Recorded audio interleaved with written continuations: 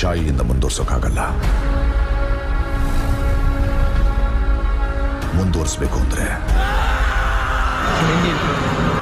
ಮತ್ತೆ ರಕ್ತನೇ ಕೇಳುತ್ತೆ.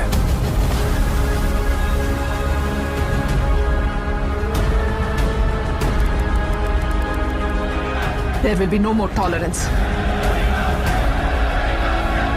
ನನ್ನ ಹತ್ರನೂ ಪಡೆಗಳಿವೆ. ಉಸ್ಕೆ ಮಾರೆಂಗೆ. ತತ್ತಿ ಬೀಸಿ ರಕ್ತ ಹರಿಸಿ ಯುದ್ಧ ಮಾಡೋದು ನಾಶ ಮಾಡಕ್ಕಲ್ಲ,